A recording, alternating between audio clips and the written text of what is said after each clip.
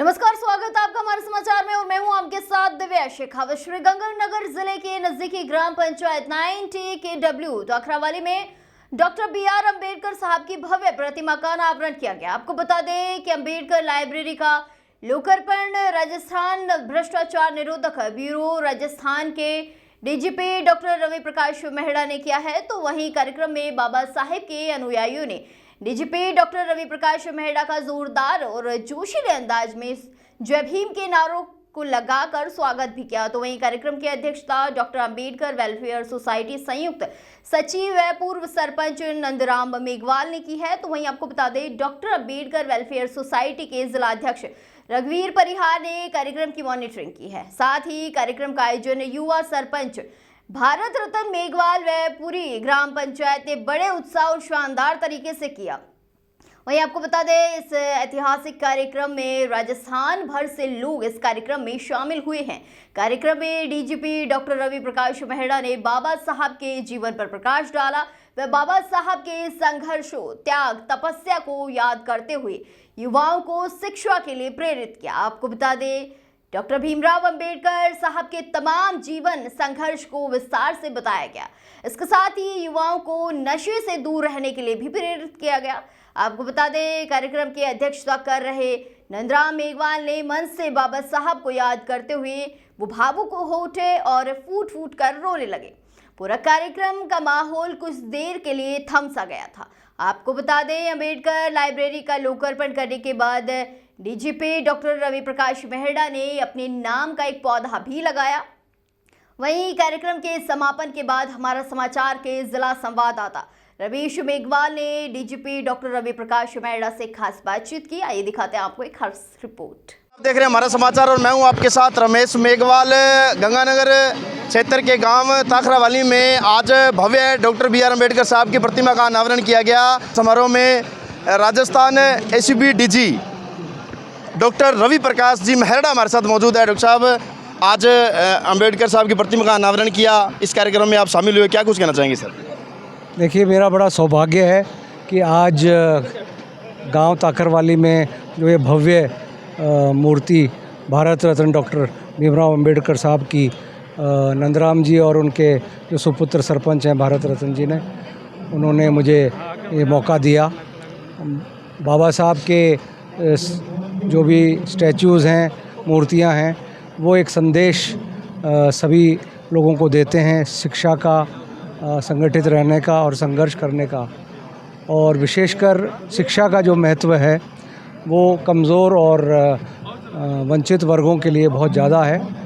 बाबा साहब के जो विचार हैं, बाबा साहब द्वारा रचित भारतीय संविधान है, ये वास्तव में उनके जीवन से हम सभी प्रेरणा लेते हैं। और इन स्टैचूज़ और प्रतिमाओं से हम विचार भी, इनको देख के हम बाबा साहब के जो विचार हैं, जो संविधान में दिए हैं और दूसरी लेखनियों में दिए हैं, उन विचारों को भी हम प्रचारित और प्रसारित करें, ताकि जो उन्होंने एक आधुनिक भारत के निर्माण के प्रयास किए, वो सबको जानकारी मिले और बंधुत्व, स्वतंत्रता और भाईचारे की जो उन्होंने मिसाल कायम की, वो किसी भी सभ्य समाज के लिए बहुत ज़रूरी मंत्र हैं और उन विचारों को सभी को अंगीकरण करना चाहिए। सर, राजस्थान पुलिस के तमाम पदों पर रहते हुए आप पूरे राजस्थान के तमाम वर्गों के लिए प्रेरणा स्रोत रहे हैं और तमाम लोगों की आपसे मतलब कुछ न कुछ सीखने की जो हमेशा से प्रेरणा रही है सर। तो आज आप इस गंगानगर जिले में आए हो सर, क्या कुछ संदेश देना चाहेंगे? क्या कुछ तमाम वर्गों के, तमाम समाज के लोगों को क्या कुछ अपील करना चाहिए? देखिए, एक तो मैं विशेषकर युवाओं को, क्योंकि हमारी युवाओं की आबादी अब करीब 60% है जनसंख्या में, युवाओं को और बच्चों को मैं कहना चाहता हूं कि जो सोशल मीडिया और इंटरनेट है, उसके फ़ायदा भी हैं, नुकसान भी हैं।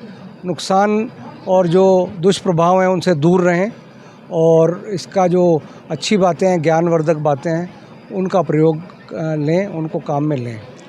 दूसरा, नशे की जो प्रवृत्ति है इन क्षेत्रों में वो काफ़ी देखी जा रही है और ये बहुत ही चिंता का विषय है, क्योंकि अगर हमारा भावी पीढ़ी, हमारी जो रीढ़ की हड्डी है, हमारे जो मजबूत पैर हैं, वो युवा हैं, अगर वो नशे की प्रवृत्ति में पड़ गए तो देश के भविष्य है वो उसमें युवाओं का योगदान जो होना चाहिए वो आगे नहीं हो पाएगा। तो हम सबको मिलके समाज में ये सभी के लिए एक चिंता का विषय है। हम सबको मिलके नशे के विरुद्ध एक ज़बरदस्त मुहिम चलानी चाहिए। जो इस तरह के नशीले पदार्थ हैं उनकी सप्लाई को रोकना चाहिए, अपराधियों को पकड़ना चाहिए, साथ साथ युवाओं को समझाना भी चाहिए कि इससे क्या क्या दुष्परिणाम हो सकते हैं। सर, पूर्व में भी तमाम पदों पर रहते हुए जो आपने कार्रवाइयाँ की है, जो आपने मतलब व्यवस्थाएं की है सर, शानदार रही है। और अब जो आपको राजस्थान एसीबी जो डीजी की एक बड़ी जिम्मेदारी सौंपी गई है सर, किस प्रकार से कार्रवाइयाँ की जाएगी और किस प्रकार से सर राजस्थान में जो है वो मतलब जो भ्रष्टाचारी है उन पर लगाम लगाने के लिए, उन पर नकेल कसने के लिए जो वो कार्य किए जाएंगे? देखिए, भ्रष्टाचार निरोधक ब्यूरो का काम सभी विभागों में भ्रष्टाचार जो उजागर होता है उसको पकड़ने का होता है। बहुत सी बार आजकल जो है सूचना नहीं आती है और बिना सूचना के और बिना सबूत के किसी भी कानून में कार्रवाई करना असंभव होता है। इसलिए आपके माध्यम से मैं सबसे अपील करना चाहता हूँ कि हमारे 1064 हमारा हेल्पलाइन नंबर है। किसी को भी अब लगता है कि मैं अपना नाम उजागर नहीं करना चाहता तो उस हेल्पलाइन पे सूचना दें और निश्चित रूप से अगर वो सूचना पे कार्रवाई करने लायक होगी तो हम बिल्कुल करेंगे। पिछले कई दिनों में आपने देखा होगा कि ऐसी नागरिकों द्वारा दी गई सूचना के आधार पे एसीबी ने बड़े बड़े ऑपरेशंस किए हैं और उसका इम्पैक्ट भी पड़ा है। जो भ्रष्टाचारियों में एक भय का माहौल भी हुआ है और आम जन में एसीबी के प्रति एक विश्वास जागृत हुआ है और हमारे पास सूचनाएं भी अब ज़्यादा आने लगी हैं। लेकिन फिर भी मैं मानता हूं कि ये जो कुरीति है और ये जो सोच है भ्रष्टाचार करने की, ये इतनी व्याप्त हो चुकी है, इतनी चारों तरफ फैल चुकी है कि समाज के हर वर्ग को, समाज के हर क्षेत्र में ऑल स्टेक होल्डर्स सबको ये सोचना पड़ेगा कि ना तो रिश्वत दें ना लें। सर, अंतिम सवाल रहेगा, मतलब बिल्कुल सर, सो समाज के अंदर जो ये कुरीति है भ्रष्टाचार की, निश्चित तौर पर ये अब सर एक ब्लड में समा गई है। लेकिन पिछले कई समय से देख रहे हैं कि एसीबी जो है वो लगातार कार्रवाइयाँ कर रही है। लेकिन सर एक चीज़ की एक शंका भी रहती है, हम लोगों में जाते हैं तो मैसेज भी आता है कि छोटे जो इसमें कर्मचारी जो सर भ्रष्ट होते हैं वो इसमें पकड़ में आते हैं, लेकिन बड़े जो अधिकारी है, कर्मचारी है, वो कहीं ना कहीं स्टेप के मामले में निकल जाते हैं। सर उस पर किस प्रकार से क्या कुछ रहेगा सर?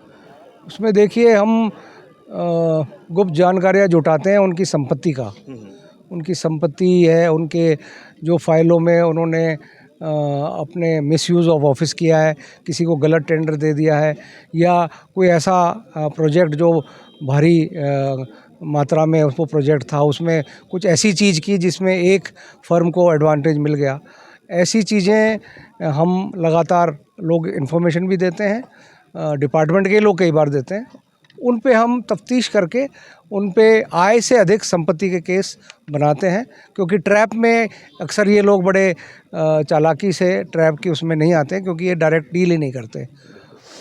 तो चुनौतीपूर्ण कार्य है, लेकिन जितने हमारे पास संसाधन हैं हम पूरे प्रयास के साथ, पूरे मनोयोग के साथ हमारा ये प्रण है कि हम राजस्थान को भ्रष्टाचार मुक्त, तो मैं नहीं कहूँगा 100% मुक्त नहीं होता, लेकिन कोशिश करेंगे कम से कम हो। शुक्रिया सर, बहुत बहुत धन्यवाद सर, थैंक यू।